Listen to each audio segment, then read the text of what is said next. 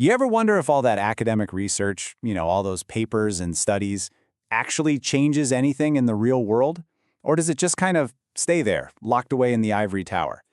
Well, today, we're diving into a really powerful new way of thinking about scholarly impact, one that's all about breaking down those walls to create real, tangible change. Think about it like this. Some research, well, it's like a tiny ripple in a pond. It's interesting for a second, but then its energy just fades away.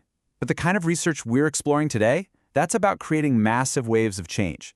Waves that can cross entire disciplines, influence industries, and literally reshape society itself. So here's our game plan. We're going to start with the difference between ripples and waves, then we'll look at what's called the citation echo chamber.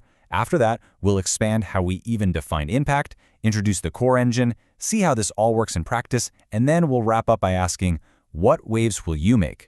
All right, first up, why is the shift from ripples to waves so incredibly important right now? This right here is the heart of the matter. When research doesn't have a clear beneficiary or a real-world goal, it's basically just skipping stones.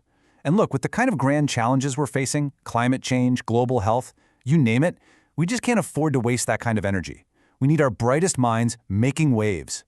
So, what's causing all this stone skipping in the first place? Well, a big part of it comes down to the old, kind of outdated map that the academic world has been using to measure what matters. For a long time, that old map used pretty much one tool: citations. And let's be super clear, citations aren't bad. They're a vital measure of the dialogue among researchers, showing how ideas get debated and built upon. They are absolutely necessary. But, and this is a huge but, they are not sufficient. This is what's known as the research practice gap.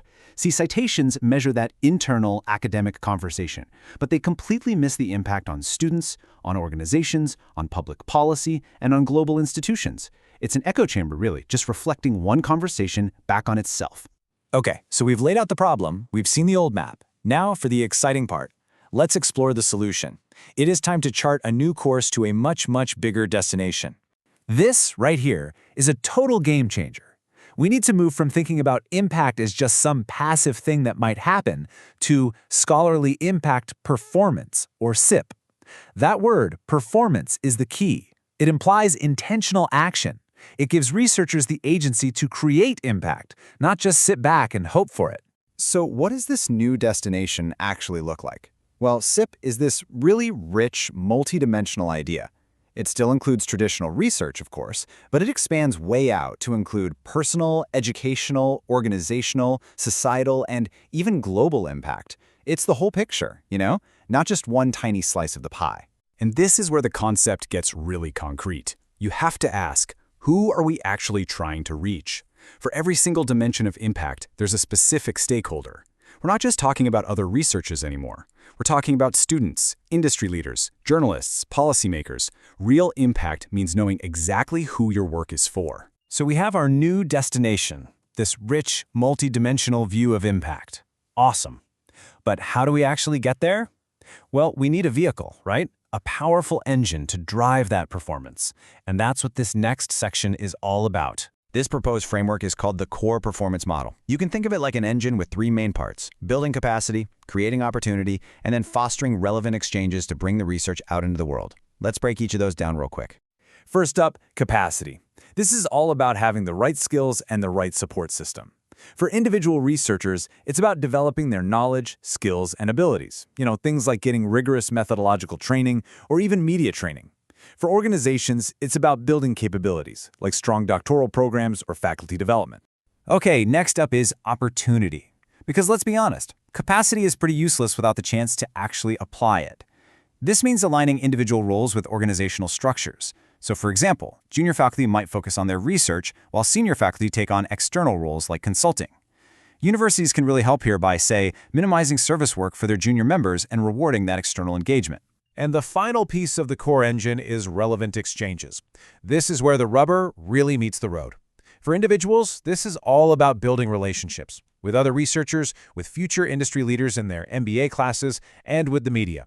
For organizations, it's about transactions, like aligning their resources to support impactful research and building strong ties with alumni and industry. So we have our destination and we have our engine. But what does all of this look like on the ground? Let's take a look at how different kinds of institutions can actually put this theory into practice. For a big traditional research university, the path is pretty clear. They can leverage what they're already good at, cited research, but they can also add new interventions. Things like creating R&D partnerships with industry or actively working to influence public policy. It's really about aiming their existing research power at new and different targets. But this is definitely not a one-size-fits-all model. For a university that's more focused on teaching, the whole focus shifts. They can create waves by measuring student engagement, by designing training programs with local businesses, and by launching initiatives that solve real community problems. For them, impact is rooted in education and their local ecosystem. And what's really cool is how adaptable this model is globally. For universities in emerging countries, which often face unique constraints, the interventions can be tailored. They might focus on international partnerships to build their own capacity, or implement programs that are laser-focused on student employability and work directly with their government to inform local policy. The core model provides a flexible blueprint that can work in any context. So, we've gone from the problem to the destination, and we've got the engine to get us there. Now, let's bring it all home. The really crucial point is this.